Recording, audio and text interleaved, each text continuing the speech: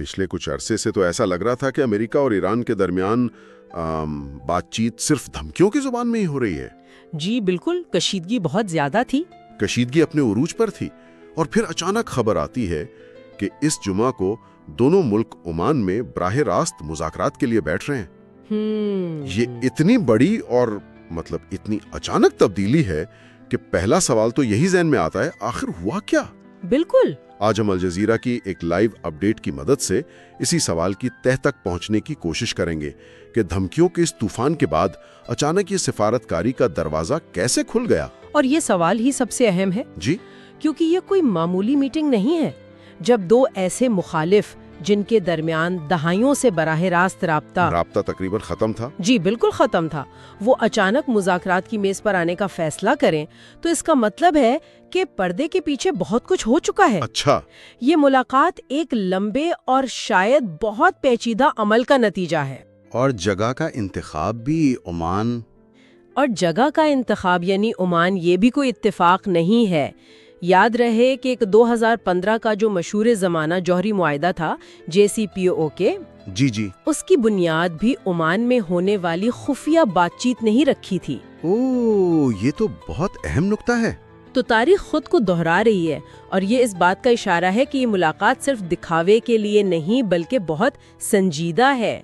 ये एक जबरदस्त नुक्ता है, यानी ये सिर्फ एक मीटिंग नहीं बल्कि एक पैटर्न का हिस्सा है। बिल्कुल। लेकिन फिर भी सवाल तो वही है कि आखिर ये अचानक तब्दीली आई क्यों? क्या दोनों फरीक इस नतीजे पर पहुंच गए हैं कि वो ज्यादा से ज्यादा दबाव वाली पॉलिसी नाकाम हो गई है? देखें, या कोई और वजह है जो हमें नजर नहीं आ रही? माखुज हमें इसका बराह रास्त जवाब तो नहीं देता, लेकिन हम कुछ अंदाजे जरूर लगा सकते हैं। एक वजह ये हो सकती है कि दोनों फरीक एक ऐसी हद तक पहुंच गए थे जहां से आगे सिर्फ तसादुम था, यानी डेड एंड। जी, एक डेड एंड। और शायद दोनों ही उसकी कीमत अदा करने को तैयार नहीं। ईरान की मौशियत पाबंदियों की वजह से शदीद दबाव में है और दूसरी तरफ अमेरिका भी। आप देखें तो यूक्रेन और चीन के महाजों पर मसरूफ है। सही। तो वो मशरिक वस्ता में एक नया बहरान नहीं चाहता। बिल्कुल नहीं चाहता होगा। तो कभी कभी सफारतकारी तब होती है जब बाकी सारे ऑप्शंस खत्म हो जाते हैं। अच्छा। ये तब्दीली ख्याल से ज्यादा मजबूरी का मामला हो सकता है। यानी ये एक तरह से डेडलॉक को तोड़ने की कोशिश है। ठीक है, तो इस पसे मंजर को जहन में रखते हुए आइए इन मुज़ाकरात की तफसीलात पर बात करते हैं। जी।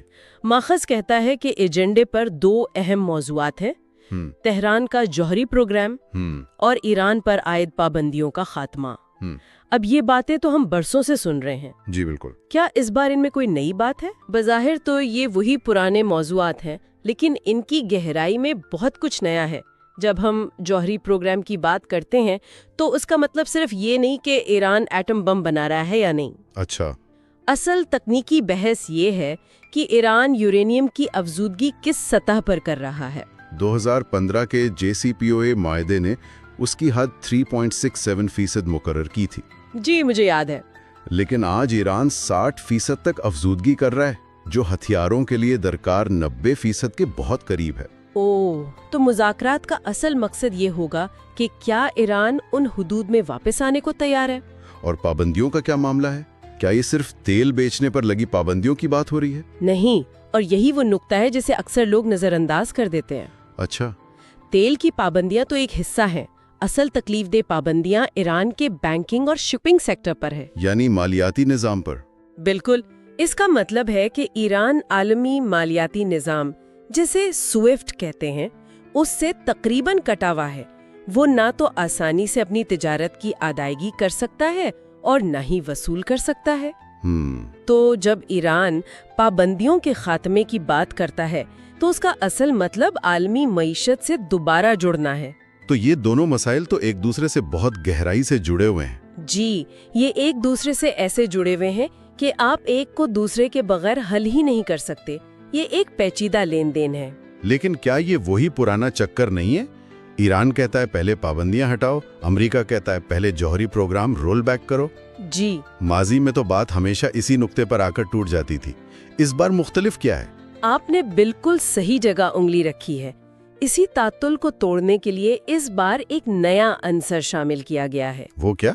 اور وہ ہے تھالس۔ اچھا، تھالس۔ ماخذ کے مطابق قطر، ترکیہ اور مصر اس عمل میں گہرائی سے شامل ہیں، اور سب سے اہم بات یہ ہے کہ انہوں نے دونوں فریقوں کو ایک اہم اصولوں کا ایک فریم ورک پیش کیا ہے۔ ایک فریم ورک؟ جی، یہ فریم ورک ہی اس بار کی سب سے بڑی پیش رفت ہے۔ یہ فریم ورک کا آئیڈیا بہت دلچسپ ہے۔ اس کا کیا مطلب ہے؟ کیا اس کا مطلب ہے کہ ڈیل کا خاکہ پہلے ہی تیار ہو چکا ہے؟ بالکل، اور جمعہ کی میٹنگ صرف اس پر مہر لگانے کے لیے ہے؟ یہ تو بہت بڑی بات ہے۔ اسے اس طرح سمجھیں کہ یہ ایک مکمل معاہدہ نہیں بلکہ ایک روڈ میپ ہے۔ ایک روڈ میپ؟ جی، اس فریم ورک میں غالباً یہ طے کیا گیا ہوگا کہ کون سا فریق پہلا قدم اٹھائے گا، صحیح، اور اس کے جواب میں دوسرا فریق کیا کرے گا۔ مثال کے طور پر ہو سکتا ہے اس میں یہ تجویز ہو کہ ایران اپنی یورینیم افزودگی کو 20% تک کم کرے، اور اس کے جواب میں امریکہ ایران کے کچھ منجمد اثاثے بحال کر دے۔ یعنی چھوٹے چھوٹے قدم۔ جی، یہ چھوٹے چھوٹے مرحلہ وار اقدامات کا ایک سلسلہ ہو سکتا ہے تاکہ اعتماد بحال کیا جا سکے۔ تو بات صفر سے شروع نہیں ہو رہی، بلکہ ایک بنیاد پہلے سے موجود ہے۔ بالکل، یہ اس بات کا ثبوت ہے کہ پس پردہ مہینوں سے کام ہو رہا تھا۔ اور ان ثالثوں یعنی قطر، ترکیہ اور مصر کا کردار کتنا اہم ہے؟ عام طور پر تو ہم صرف یورپی یونین یا اقوام متحدہ کا نام سنتے ہیں۔ جی، یہ تینوں علاقائی طاقتیں کیوں؟ اور یہی اس بار کی سفارتکاری کا سب سے دلچسپ پہلو ہے۔ یہ تینوں ممالک صرف غیر جانبدار ثالث نہیں ہیں، بلکہ ان کے اپنے مفادات بھی اس عمل سے جڑے ہوئے ہیں۔ قطر کو دیکھیں، اس کے امریکہ اور ایران دونوں کے ساتھ بہترین تعلقات ہیں۔ جی، وہ ایک پل کا کردار ادا کرتا ہے، ایک قدرتی پل کا کردار ادا کرتا ہے۔ ترکیہ خطے میں اپنا اثر و رسوخ بڑھانا چاہتا ہے اور یہ ثابت کرنا چاہتا ہے کہ وہ ایک بڑا کھلاڑی ہے۔ صحیح۔ اور مصر کی شمولیت بھی بہت اہم ہے، کیونکہ وہ سعودی عرب اور متحدہ عرب امارات جیسے خلیجی ممالک کے خدشات کی نمائندگی کر سکتا ہے، جو ایران کے جوہری پروگرام کو اپنے لیے خطرہ سمجھتے ہیں۔ یعنی یہ صرف تالسی نہیں بلکہ ایک طرح سے علاقائی طاقت کا مظاہرہ بھی ہے۔ بالکل، ان تینوں کی موجودگی اس عمل کو ایک کیا کہتے ہیں، علاقائی ملکیت کا احساس دلاتی ہے۔ Regional ownership. جی، ریجنل اونرشپ۔ اس سے یہ پیغام جاتا ہے کہ یہ صرف امریکہ اور ایران کا مسئلہ نہیں بلکہ پورے خطے کے استحکام کا معاملہ ہے۔ اور جب اتنے سارے ممالک کی ساخت داؤں پر لگی ہو تو کامیابی کے امکانات بھی بڑھ جاتے ہیں۔ صحیح۔ یہ صرف فون پر بات کروانے والے سہولت کار نہیں ہیں بلکہ اس ڈیل کے ضامن بننے کی کوشش کر رہے ہیں۔ یہ سب کچھ جوڑ کر دیکھیں تو تصویر کافی مختلف نظر آتی ہے۔ جی، یعنی ایک طرف شدید معاشی دباؤ، دوسری طرف تصادم کا خوف، اور تیسری طرف علاقائی طاقتوں کی طرف سے ایک تیار شدہ روڈ میپ۔ بالکل۔ اب عمان کے انتخاب کا کردار مزید واضح ہو جاتا ہے۔ یہ صرف ایک پرسکون جگہ نہیں بلکہ ایک ایسا سٹیج ہے جس کی ایک تاریخی اہمیت ہے۔ جی ہاں، عمان کی خارجہ پالیسی کی کامیابی ہی یہی ہے کہ اس نے ہمیشہ خود کو خطے کے بڑے تنازعات سے الگ رکھا ہے۔ وہ غیر جانبدار رہے ہیں۔ بالکل غیر جانبدار۔ وہ سعودی عرب اور ایران دونوں کے ساتھ متوازن تعلقات رکھتا ہے۔ یہ اسے ایک ایماندار بروکر بناتا ہے جس پر دونوں فریق اعتماد کر سکتے ہیں۔ جب مذاکرات اتنے حساس ہوں تو ہر چھوٹی تفصیل معنی رکھتی ہے، ہوٹل، کمرے کی ترتیب، یہاں تک کہ میز کی شکل بھی۔ اچھا۔ عمان ایک ایسا ماحول فراہم کرتا ہے جہاں سفارتکار دباؤ کے بغیر کھل کر بات کر سکتے ہیں۔ یہ ایک سفارتی محفوظ پناہ گاہ ہے۔ محفوظ پناہ گاہ تو ہے، لیکن کیا یہ کامیابی کی ضمانت ہے؟ یہ بہت اچھا سوال ہے۔ میرا مطلب ہے عدم اعتماد کی جو خلیج ان دونوں ملکوں کے درمیان ہے وہ بہت گہری ہے، خاص طور پر 2018 میں جب امریکہ یک طرفہ طور پر JCPOA معاہدے سے نکل گیا تھا۔ جی۔ اس کے بعد ایران دوبارہ کسی امریکی وعدے پر کیسے بھروسہ کرے گا؟ اور یہ ان مذاکرات کے سامنے سب سے بڑا چیلنج ہے۔ ایک محفوظ مقام اور ایک اچھا فریم ورک آپ کو میز تک تو لا سکتا ہے، لیکن کمرے کے اندر کا ماحول؟ لیکن کمرے کے اندر جو عدم اعتماد کی فضا ہے اسے ختم نہیں کر سکتا۔ شاید اسی لیے ثالثوں کا کردار اتنا اہم ہے۔ اچھا، وہ گارنٹر کے طور پر کام کر سکتے ہیں؟ جی، وہ صرف پیغامات پہنچانے والے نہیں بلکہ ایک طرح سے گواہ اور ضامن ہیں۔ اگر امریکہ مستقبل میں پھر اپنے وعدے سے پھرتا ہے تو اسے صرف ایران کو نہیں بلکہ قطر، ترکیے اور مصر کو بھی جواب دہ ہونا پڑے گا۔ یعنی ایک سیاسی قیمت ہوگی۔ یہ ایک اضافی سیاسی قیمت پیدا کرتا ہے، لیکن آپ کا نقطہ درست ہے۔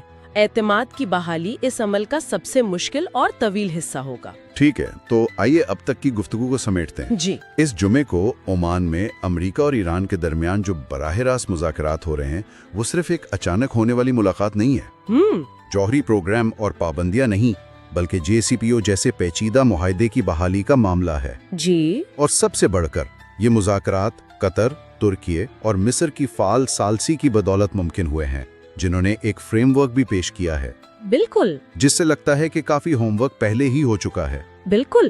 اور آخر میں سوچنے کے لیے ایک نقطہ چھوڑتی ہوں، ماخذ میں اہم اصولوں کا ایک فریم ورک کا ذکر ہے۔ جی، بظاہر یہ ایک چھوٹی سی تفصیل لگتی ہے، لیکن شاید یہی سب سے اہم ہے۔ اچھا، ان مذاکرات کی کامیابی کا انحصار شاید اس بات پر اتنا نہ ہو کہ جمعرات کو کمرے میں کیا بحث ہوتی ہے، بلکہ اس بات پر ہے کہ ثالثوں کی طرف سے تیار کردہ یہ فریم ورک کتنا ٹھوس اور قابل عمل ہے۔ یعنی اصل کام پہلے ہی ہو چکا ہے۔ اصل کام، اصل سفارتکاری اور مشکل ترین سودے بازی شاید پردے کے پیچھے پہلے ہی ہو چکی ہے، لیکن جو سوال اس فریم ورک سے بھی بڑا ہے وہ یہ ہے کہ اگر کوئی نیا معاہدہ ہو بھی جاتا ہے تو اس کی پائیداری کی کیا ضمانت ہے؟ یہ تو سب سے بڑا سوال ہے۔ 2015 کے معاہدے کا حشر ہم سب دیکھ چکے ہیں۔ اس بار اصل چیلنج تکنیکی تفصیلات پر اتفاق کرنا نہیں، بلکہ ایک ایسے سیاسی ماحول کو جنم دینا ہے جہاں معاہدے کی پاسداری کی جائے، چاہے حکومتیں بدلتی رہیں، چاہے واشنگٹن میں حکومت ہی کیوں نہ بدل جائے۔ اور یہ سوال ان مذاکرات سے کہیں زیادہ بڑا ہے۔